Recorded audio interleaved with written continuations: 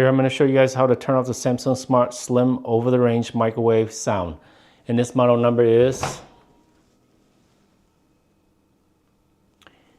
And first thing you want to do, we'll select the settings and hit option number 3, then select OK, and select 1 to turn on sound, select 2 to turn off sound. So in this case we're going to turn off sound, so we're going to select number 2 and then hit OK, and that's it.